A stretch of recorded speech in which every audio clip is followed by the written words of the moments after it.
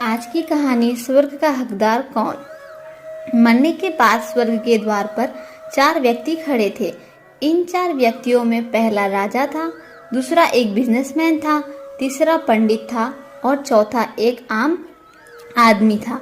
किसी को भी यह पता नहीं था कि कौन स्वर्ग के अंदर प्रवेश कर पाएगा, कौन वहीं से वापस लौटा दिया जाएगा।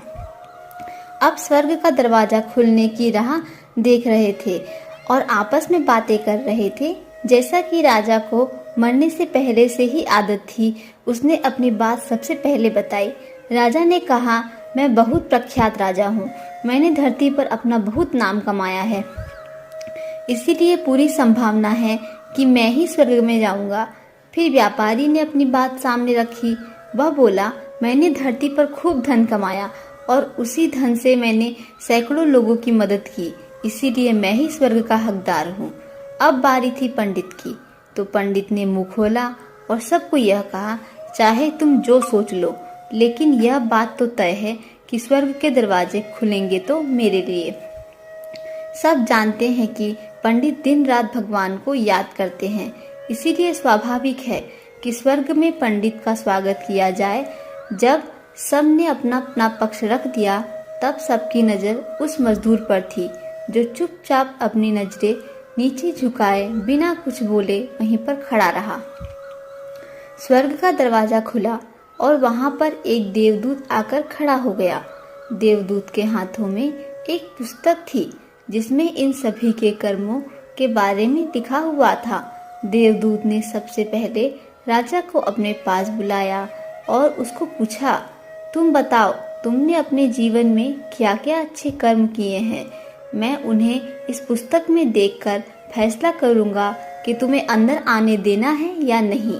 राजा ने कहा, मेरा राज्य जितना बड़ा था उतना ही समृद्ध था और मेरे राज्य के सभी लोग खुशहाल थे, सभी बड़े आनंद से रहते थे। मैंने उन्हें कभी भी किसी भी चीज की कमी नहीं होने दी। यही मेरे अच्छे कर्म हैं। देवदूत ने अपने पुस्तक में देखा और देखने के बाद राजा से कहा, तुम सच बोलते हो, तुमने अपने राज्य की प्रजा को बहुत सुखी रखा था, लेकिन तुमने अपने राज्य की सीमा बढ़ाने के लिए जितने युद्ध किए थे, उन युद्ध की वजह से हजारों सैनिकों ने अपनी जान गंवा दी थी। उन हजारों सैनिकों के परिवार के दुख का कारण तुम बने थे, इसीलिए तुम स्वर्ग में नहीं आ सकते। अब बारी थी व्यापारी की। व्यापारी से जब देवदूत ने पूछा कि तुम्हारे अच्छे कर्म क्या हैं, तब व्यापारी ने उससे कहा, मैंने सैकड़ों लोगों को खाना खिलाया है, इन आश्रमों में दान किया है, कई निराश्रित लोगों के लिए घर बनाकर दिया है, यह मेरे अच्छे कर्म हैं। देवदूत ने फिर अपने पुस्तक में ध्यान से देखा और देखने के बाद व्यापारी से कहा, तुम्हारा कहना भी ठीक है कि तुमने बहुत दान धर्म किया है, लेकिन यह दान धर्म तुमने जिन पैसों से कमाया है, उन पैसों को कमाने के लिए तुमने न जाने कितने झूठ बोले हैं, कितनी हेराफेरियां की हैं और कितनी मिलावटें की हैं, इसीलिए तुम भी स्वर्ग में नहीं आ सकते। जब पंडित से यही सवाल किया गया तो पंडित ने बड़ी ही आत्मविश्वास के साथ कहा, मैंने अनगिनत लोगों को ज्ञान दिया है, हजारों यज्ञ और पूजाएं की है और दिन रात भगवान का जाप किया है, इससे अच्छे कर्म और क्या ही हो सकते हैं। देवदूत ने अपनी पुस्तक के अंदर झांक कर देखा और पंडित से कहा, आपने जितने भी लोगों को जो भी ज्ञान दिया है, उन बातों पर खुद कभी अमल नहीं किया।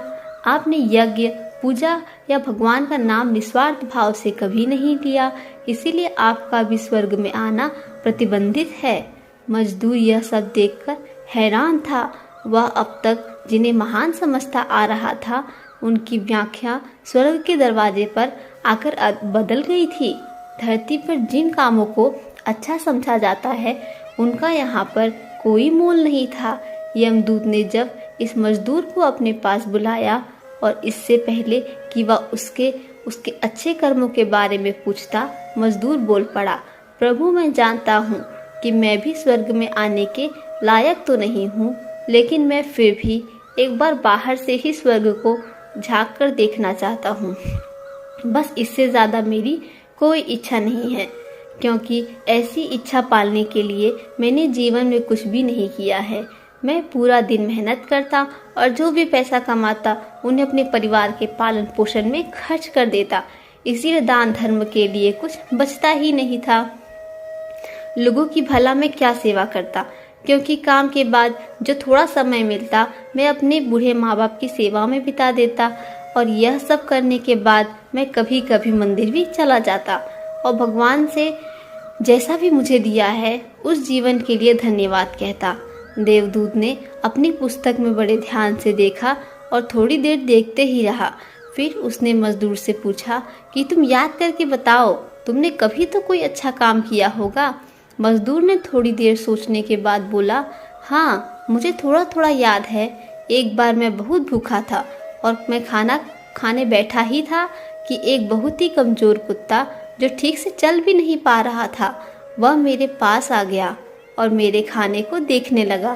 तब मैंने अपनी रोटी उसे खिला दी थी और उस दिन मैं खुद भूखा सोया था। मजदूर की बात सुनने के बाद देवदूत मुस्कुराया और मजदूर को बड़े सम्मान से स्वर्ग के अंदर लेके गया। दोस्तों, अच्छे कर्म लाभ, लोभ, मोह, माया इन सब भाव से आकर नहीं किए जाते और ना ही इन्हें अच्छे कर्मों की श्रेणी में गिना जाता है। निस्वार्थ भाव से किया गया एक भी अच्छा काम आपके जीवन के सारे पाप धोने की शक्ति रखता है। इसीलिए जब भी मौका मिले निस्वार्थ भाव से और अच्छे मन से अच्छे कर्म किया करें।